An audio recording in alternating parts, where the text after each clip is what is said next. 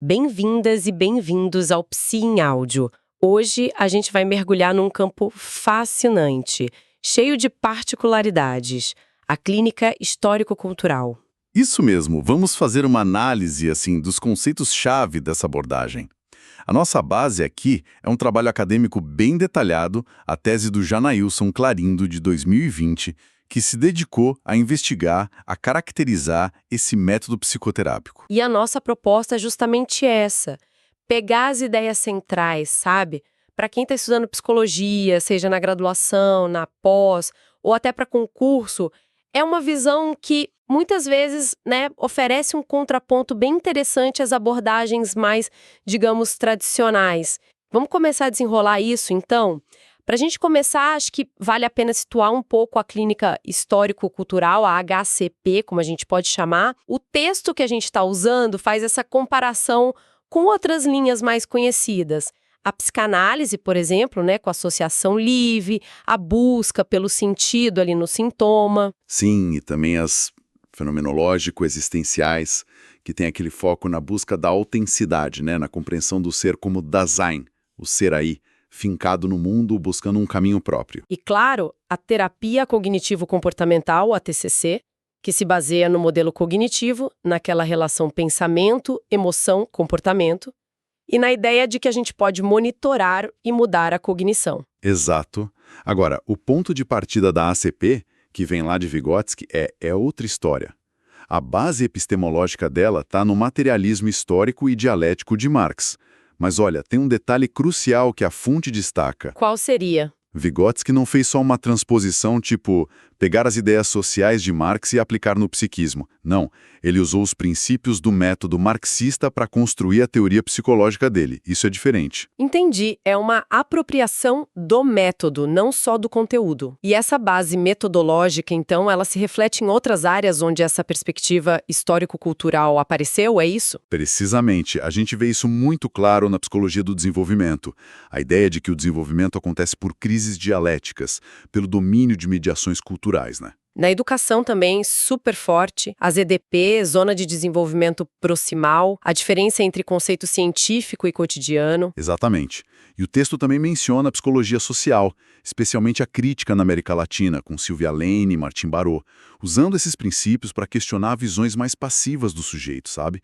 Enfatizando a transformação. E tem mais, psicologia comunitária, com a ideia de consciência, atividade. E até na psicologia do trabalho, com a clínica da atividade do Cloty. Parece que todas bebem dessa mesma fonte epistemológica vinda do Vygotsky. É isso, uma raiz comum bem forte. O que me faz pensar, se essa base do Vygotsky foi tão produtiva em tantas áreas, porque especificamente a clínica histórico-cultural parece que teve um caminho mais difícil, talvez menos visível que outras clínicas. O texto do Clarindo fala de uns fatores históricos, lá na antiga União Soviética. Sim. A fonte descreve uma série de fatores bem complexos que complicaram esse desenvolvimento clínico. Primeiro, a morte do Vygotsky muito cedo, Isso abriu o caminho para a teoria da atividade do Leontiev ganhar muita força. E qual o problema disso para a clínica? Bom, segundo a análise do texto, a teoria do Leontiev focava muito na atividade externa, objetiva. Isso era visto como mais alinhado politicamente na época, sobre o stalinismo, que já nos anos 30, pressionava muito e desconfiava de influências europeias no Vygotsky. Aí, aspectos como subjetividade, comunicação, que são essenciais para a clínica, acabaram ficando meio de lado. Então, além da teoria do Leontiev ganhar espaço, tinha essa pressão política e uma certa desvalorização da subjetividade. Exato. Uma pressão forte mesmo. Chegou ao ponto de proibirem os trabalhos do Vygotsky por décadas, imagina. A teoria da atividade cresceu nesse vácuo. Aí você soma a isso uma crítica muito severa a qualquer coisa que lembrasse psicanálise. Considerada burguesa, individualista. Justamente. E isso acabou meio que estigmatizando a psicoterapia no geral. E tinha também aquela crença ideológica, sabe? De que a sociedade socialista resolveria os problemas psíquicos. Então a psicoterapia seria meio supérfluo. O texto fala de uma divisão de tarefas também, Isso. A psiquiatria, muito na linha pavloviana, cuidaria das doenças. E a psicologia Bom, a psicologia teria um papel mais pedagógico, de formar o tal novo homem socialista. Para completar, a forma como a obra do Vygotsky chegou aqui no Ocidente também ajudou a obscurecer a clínica. Como assim? Nos Estados Unidos, o foco inicial foi muito na educação. Na América Latina, foi mais na crítica social, política. Nos dois casos, a dimensão da personalidade, da subjetividade, da clínica mesmo, demorou mais para aparecer. Entendi. É, um cenário bem adverso para a clínica florescer. Mas aí entra um ponto que a tese defende com força, né? Que Vygotsky, apesar de tudo isso, foi, na prática, um psicólogo clínico. Como que a gente pode ter certeza? Ele chegou a aplicar essas ideias clinicamente ou ficou só na teoria? Essa é uma questão chave que a fonte explora bem. A argumentação é que o Vygotsky tinha uma visão da subjetividade que era, na essência, materialista, dialética e sociocultural. Para ele, o individual e o social não eram coisas separadas, opostas. Estavam ligados, sabe? O social existe dentro da gente mesmo numa relação a dois. A própria terapia individual, para ele, seria um processo social mediado pela linguagem, pela cultura. Faz sentido teoricamente, mas e a prática dele? Então, a tese mostra que sim. Vygotsky fez pesquisa clínica concreta, principalmente na área da pedologia, que era o estudo multidisciplinar do desenvolvimento infantil na época. Ele entrevistava crianças, pais, fazia diagnósticos, investigava quadros diversos: afasia, esquizofrenia infantil, deficiências. E qual era o diferencial da abordagem dele nessas investigações? Ele não queria só descrever ou classificar como a psiquiatria mais fisiologista da época. Ele buscava entender a relação dialética entre o biológico e o social na origem, na constituição daquelas psicopatologias. Ele estava interessado no processo de desenvolvimento, nas suas complexidades, nos seus desvios. Entendi. Ele já tinha um olhar clínico processual, então. Bom, com essa base histórica e a figura do Vygotsky reposicionada, vamos então para os conceitos que a tese aponta como essenciais para a prática clínica histórico-cultural hoje. Começando pela ideia de sujeito. Como a HCP vê o sujeito? Olha, o sujeito para a HCP é um ser biopsicossocial total, sabe? A constituição dele é resultado da interação, da dialética entre 4 linhas de desenvolvimento: a filogênese, que é a história da espécie; a ontogênese, que é a história do indivíduo, biológica e psicológica; a sociogênese, que é a história cultural, social, onde ele está inserido; e a microgênese. Microgênese. O que seria? É a história singular, os processos e eventos específicos que vão moldando a trajetória única daquela pessoa. Garante a singularidade, entende? Então é um ser de relações totalmente atravessado pela cultura, pela linguagem. O texto usa uma metáfora que eu achei ótima para visualizar isso. A do jangadeiro no mar. O mar seria o mundo social, material, né? A condição que nos forma. O jangadeiro parece pequeno, Eli, mas ele não é só levado pelas ondas. Não mesmo. Ele tem a jangada, os remos, que seriam os instrumentos psíquicos e físicos, e ele pode aprender a usar, a ler o tempo, a navegar, pescar, prever a tempestade. Ou seja, ele pode dominar e se apropriar das ferramentas culturais. Fica aquela tensão, né, entre ser determinado e ser livre. Exatamente essa a ideia. A liberdade nessa visão não é algo dado, é uma conquista. É um objetivo a ser alcançado pela consciência, que é sempre mediada por signos, por ferramentas simbólicas. Esse sujeito, ele vive papéis sociais: filho, aluno, profissional, amigo, e ele vive conflitos, dramas, como o Vygotsky chamava, entre esses papéis, entre as demandas sociais. E as emoções nisso tudo? Cruciais. Também são construídas culturalmente e estão sempre em relação dialética com o pensamento. Não dá para separar cognição e afeto nessa perspectiva. É tudo interligado. Certo. E aí entra outra figura-chave, o psicoterapeuta. A fonte diz que ele não é só um facilitador, mas um mediador. O que isso significa na prática? É um papel mais ativo? Muito mais ativo e intencional. O terapeuta é visto como um mediador social que, de propósito, ajuda a pessoa a dominar e, mais do que dominar, a se apropriar de instrumentos psíquicos, signos, ferramentas simbólicas como a linguagem, conceitos, modos de pensar. Coisas que antes ela não dominava ou não usava bem para lidar com seus problemas, seus dramas. Então o objetivo vai além de aliviar o sintoma, né? É uma transformação mais profunda. Sim, o foco é na ressignificação dos processos psicológicos e na transformação da ação da pessoa no mundo. Mudar a forma de agir, de se relacionar. E essa mediação acontece como? Principalmente no diálogo, imagino. Não é o terapeuta impondo uma visão, né? De jeito nenhum. É um processo de co-construção. O terapeuta participa ativamente, claro, mas junto com a pessoa. Ajuda a elaborar estratégias, a construir novos sentidos, e um ponto fundamental é criar uma linguagem comum. Muitas vezes começa pela própria língua que a pessoa usa para falar da sua experiência, dos seus afetos, mesmo que seja algo do senso comum, tipo, tô angustiada, tô nervoso. E o que o terapeuta faz com essa língua? Ele ajuda a pessoa a nomear melhor os sentimentos, a entender os sentidos subjetivos que estão por trás daquelas palavras, ajuda a questionar o que parece natural, imutável, sabe? E a encontrar novas formas de pensar e agir. O texto até cita o uso de jogos tipo Ludo com crianças como um exemplo bem concreto de mediação para ajudar a reorganizar o pensamento e a ação delas. Interessante. E isso conecta com outro conceito: conscientização via instrumentalização simbólica. Parece que esse é o objetivo da pessoa na terapia. Exato. Instrumentalização ainda soa meio técnico.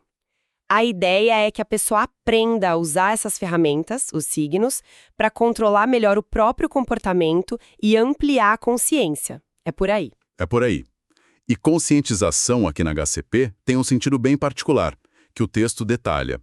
Não é só tomar consciência da opressão social, por exemplo, embora isso possa fazer parte. É mais profundo. Como assim? É um aprofundamento da consciência sobre si mesma, sobre os processos sociais, os macro e os micro, das relações próximas que a constituem. É entender como as próprias funções psicológicas dela, atenção, memória, pensamento, vontade e emoção, se organizam, como elas funcionam. E tem uma diferença importante entre só saber usar a ferramenta e realmente se apropriar dela, certo? Fundamental, dominar é saber usar. Se apropriar, bom, a apropriação envolve uma compreensão mais profunda. O Vygotsky chamaria isso de metacompreensão. Metacompreensão. Isso. É entender não só como usar, mas por que aquela ferramenta funciona daquele jeito, naquele processo específico.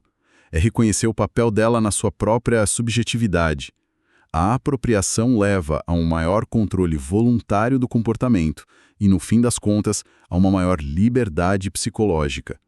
A instrumentalização é o caminho, a conscienciação, como metacompreensão, é o destino, digamos assim. E onde que essa construção de ferramentas acontece na prática terapêutica? É aí que entra a famosa ZDP, a Zona de Desenvolvimento Proximal, que a gente ouve tanto falar na educação. Como ela funciona na clínica? Exato. Na clínica histórico-cultural, a ZDP é justamente esse espaço de interação simbólica que o diálogo terapêutico cria. É nesse espaço entre o terapeuta e a pessoa que ela consegue ir além do que já faz sozinha o nível de desenvolvimento atual dela e alcançar aquilo que ela pode fazer com ajuda, o nível de desenvolvimento potencial. Então o papel do terapeuta é identificar que ferramentas simbólicas estão faltando ou precisam ser, ajustadas para a pessoa avançar em relação ao sofrimento dela. E aí co-construir essas ferramentas dentro dessas ZDP da terapia? Perfeitamente. E o que a fonte acha fascinante, e eu concordo, é que a ZDP não é uma via de mão única, tipo o terapeuta ensina e pronto. É um espaço de cocriação mesmo. Os dois se transformam ali na interação. Embora outras abordagens usem o termo ZDP, a HCP aplica de um jeito muito amarrado com os seus princípios de mediação, de desenvolvimento sociocultural. Faz todo sentido. Agora, tem um conceito que a tese diz ser a chave de tudo para entender a subjetividade nessa visão. A vivência, ou perejivanie em russo. O que é isso exatamente? Parece complexo. É um conceito central mesmo. Vygotsky define a vivência como a unidade, indivisível entre a pessoa e o ambiente. Não é só a situação objetiva lá fora, e nem só a reação subjetiva aqui dentro. É como uma situação é experimentada, é vivida de forma única pela pessoa, Única como? considerando as características dela, a história de vida, a personalidade, o desenvolvimento atual e os elementos do ambiente que são importantes para ela naquele momento. Ah, o texto lembra daquele exemplo clássico do Vygotsky, né? Das 3 crianças que vivem a mesma situação difícil, a mãe com problema de alcoolismo. A situação externa é a mesma, mas cada uma vive aquilo de um jeito totalmente diferente. Exatamente. E com consequências diferentes para o desenvolvimento. Uma pode ficar traumatizada, outra criar sentimentos super ambivalentes, uma terceira virar quase uma cuidadora. Isso mostra bem a diferença entre a situação em si e a vivência dela. Entendi. A vivência funciona como se fosse um prisma, né? Que refrata a realidade de um jeito particular para cada um, não só reflete. Ótima analogia. É isso, um prisma. E na clínica HCP, entender a vivência singular da pessoa sobre o sofrimento dela, sobre o drama dela, é o ponto de partida. Não adianta só descrever o problema objetivamente, tem que captar como aquilo é vivido subjetivamente por aquele indivíduo ali. E como que a HCP lida com a psicopatologia e o diagnóstico? Porque o texto critica o modelo biomédico, né? Mas na prática como fazer? A gente precisa, de alguma forma, classificar, comunicar com outros profissionais? Essa é uma tensão real.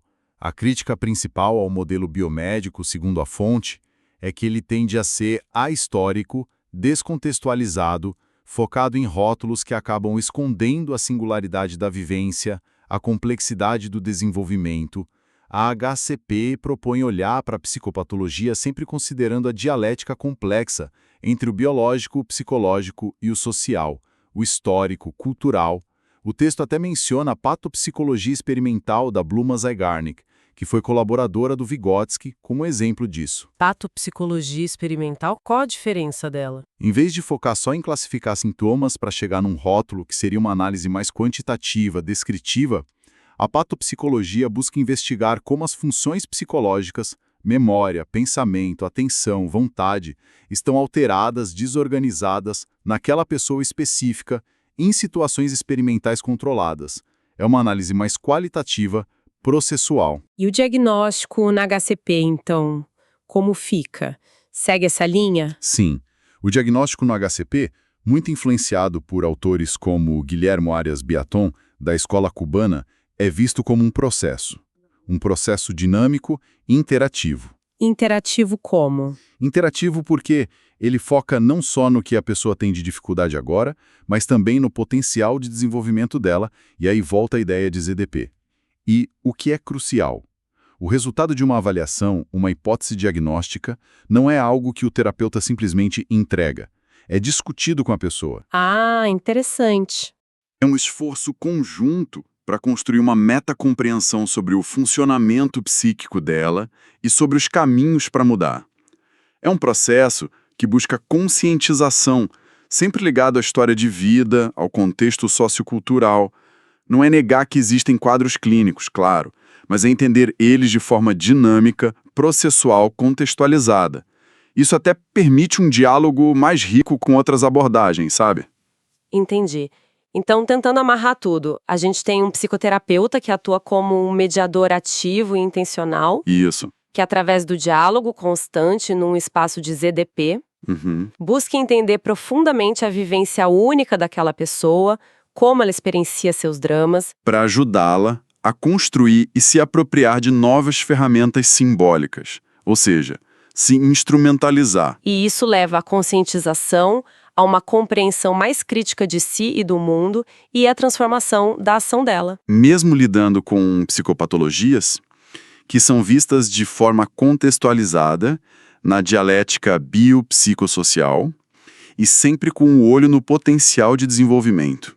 É isso. Nossa, para quem está estudando psicologia, sem dúvida uma perspectiva clínica muito rica, integra de um jeito muito coerente coisas que a gente costuma ver separadas, né? Desenvolvimento, aprendizagem, cultura, social. Com certeza.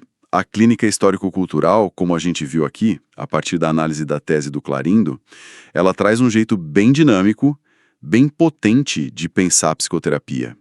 Coloca a mediação no centro da mudança, o desenvolvimento como algo contínuo e a constituição social e cultural da gente como fundamental. Fica aqui então uma reflexão para quem nos ouve, se a gente levar a sério mesmo esse conceito de vivência, essa unidade pessoa-ambiente, essa forma única de experienciar o mundo. Como será que entender a fundo a vivência singular de alguém diante de um diagnóstico, mesmo um considerado padrão, poderiam mudar radicalmente o jeito como a gente pensa e faz terapia? Sem dúvida, um ponto importante para a gente continuar pensando.